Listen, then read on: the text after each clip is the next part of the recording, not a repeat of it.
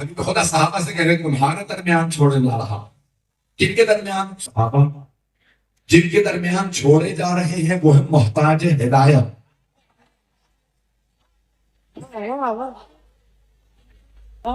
دوبارہ ترجمہ کر دوں تو آپ فرما رہے ہیں میں چھوڑے جا رہا ہوں تمہارے درمیان دو طرح قدر چیزیں، اللہ کی کتاب اور اپنی اطاعت اپنے ہدایت. تو جن میں چھوڑے جا رہے ہیں وہ ہے محتاج ہدایت، جنہیں چھوڑے جا رہے ہیں وہ ہے ہادی برحق. قرآن ہادی، اہل بیت ہادی. اب آئیے ذرا میں پورا ترجمہ کر دوں، پوری حدیث نہیں بچ جاتی. پیغمبر اسلام نے فرمایا یہ دونوں ایک دوسرے سے جدا نہیں ہوں گے.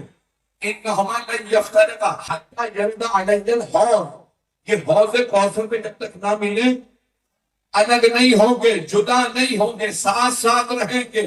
اب اگر کوئی کہے ہمیں قرآن کافی ہے، اہل بیت نہیں چاہیے، جو اہل بیت کو چھوڑے قرآن اسے چھوڑ دے گا.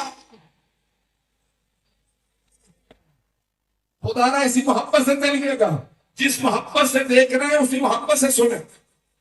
توجہ، وہ تو کہتے ہیں نا قرآن کافی ہے. ایک حدیث ہے رسول اکرم کی، بڑے بڑے جگہ علماء نے لکھی ہے، حجۃ الوداع میں فیض کاشانی نے لکھی ہے، ظاہر امام غزالی نے بھی لکھی ہے. دونوں بھائیوں کی میں پیش کر رہا ہوں جو کہ مشترک مجمع ہے، سب کے لیے پیش کروں گا بات کو. حدیث نبوی رب تالی القرآن والقرآن ینعنہ، بہت سے قرآن کے پڑھنے والے ہیں، تلاوت کرنے والے ہیں جن پہ قرآن لعنت کرتا ہے. کچھ لوگ پہنچ گئے، بہتے پریشان ہو گئے، مولانا نے آگے پیچھے تو نہیں کر دیا، ترجمے میں خطا تو نہیں ہو گئے. آئے کلاس سن لیجیے گا جو میرے بھائی میرے بچے میرے بزرگ پہنچ گئے. ربا چھاٹین قرآن، بہت سے قرآن کے تلاوت کرنے والے ہیں. والقرآن یلعنہ، خود قرآن اسی پہ لعنت کرتا. کیا اس میں کیا کہیں یہ راویوں نے آگے پیچھے تو نہیں کر دیا کہ آپ نے فرمایا ہو جو قرآن نہیں پڑھتے ان پہ قرآن لعنت کرتا ہے؟ نہیں، حبیب خدا نے فرمایا بہت سے قرآن کے پڑھنے والے ایسے ہیں جن پہ خود قرآن لعنت کرتا ہے. تو ڈھونڈو نا کون سا قاری ہے جس پہ قرآن لعنت کر رہا ہے.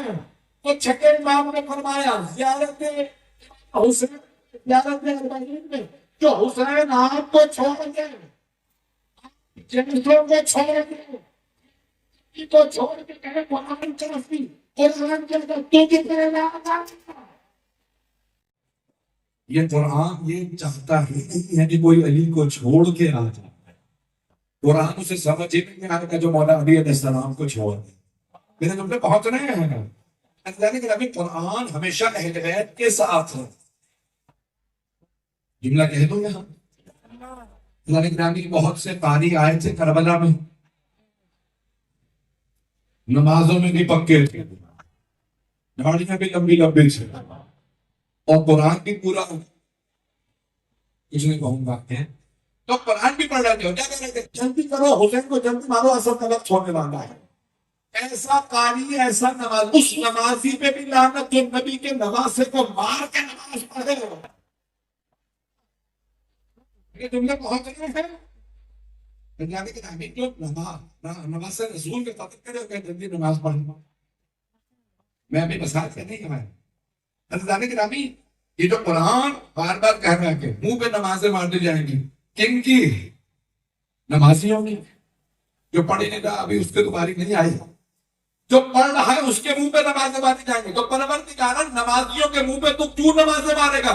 اللہ کہتا ہے جو کربلا میں سب سے بڑے نمازی کا قتل کر کے نماز پڑھے اس کے منہ پہ نمازیں. یزید تو نماز پڑھ بھی دے پھر بھی جہنمی. ایک اور جملہ ہے فلا تعلموهما فانه اعلم منكما، انہیں کبھی علم نہ دینا، کبھی سکھانے کی کوشش نہ کرنا. کچھ لوگ پہنچ گئے ہیں. ہاتھ جوڑ کے بندے کی توجہ، حبیب خدا فرماتے ہیں فلا تعلموهما، کبھی انہیں سکھانے کی کوشش کی. قرآن و اہل بیت کو انہیں سکھانے کی کوشش نہ کرنا، یہ علم میں تم سے زیادہ ہے. کئی ایسے اصلاح کرنے والے ہیں امت کی اصلاح کرتے کرتے آل محمد کی اصلاح کرنے لگے. حبیب خدا فرمانے ان سے علم لینا، انہیں علم دینے کی کوشش نہ کرنا. تو سارے صحابہ کہتے ہیں کہ صحابہ میں سب سے قابل تھی حضرت عبداللہ ابن عباس. صحابہ میں مجھے تو پہنچ گئے. صحابہ میں سب سے قابل حضرت عبداللہ ابن عباس. کون ہے؟ رسول خدا مولا علی کے چچا کے بیٹے. تو مشہور ہو گئی بات کہ عبداللہ ابن عباس رضی اللہ عنہ سب سے قابل صحابہ. کچھ لوگ گئے ان کے پاس, انہوں نے مولا علی کو نہیں دیکھا تھا. انہوں نے کہا اے عباس کے بیٹے ہیں عبداللہ ابن عباس, اگر آپ کے علم کا علی کے علم سے مقابلہ کیا جائے, تقابل کیا جائے تو کیسا ہے؟ کہ ایسا ہی ہے جیسے سمندر کے قطرے سے.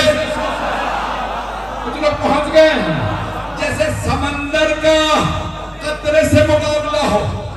پوچھنے والے نے پوچھا اس میں سمندر کون ہے, قطرہ کون ہے؟ تو حضرت عبداللہ ابن عباس نے غور سے دیکھا کہ میں سمجھتا تھا تو کوئی پڑھا لکھا آدمی ہے, تو بالکل ہی کورا ہے. پتہ نہیں یہ اردو کا محاورہ کہہ گیا ہوں, سمجھتے ہیں نا, کاغذ کورا بالکل, اس پہ کچھ نہیں لکھا ہوا ہو.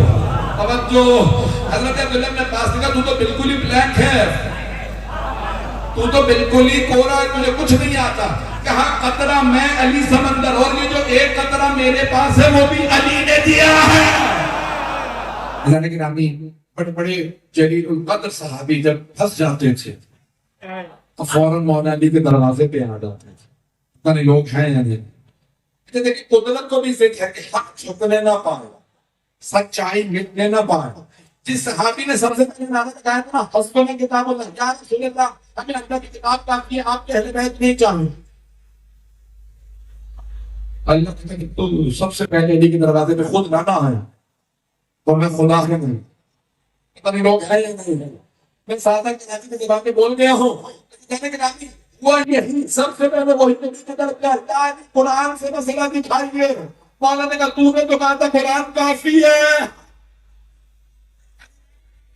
کوئی بغیر محمد و آل محمد کے کائنات میں چل ہی نہیں سکتا.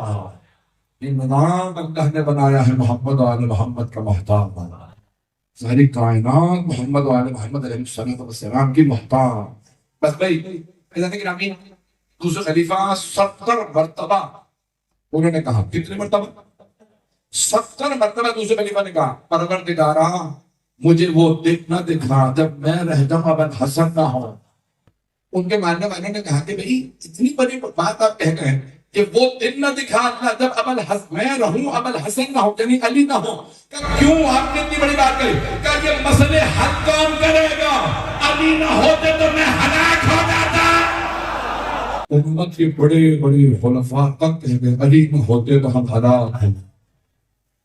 نہ کوئی قرآن سمجھتا, نہ کوئی رسول خدا کی سیرت کو سمجھتا ہے.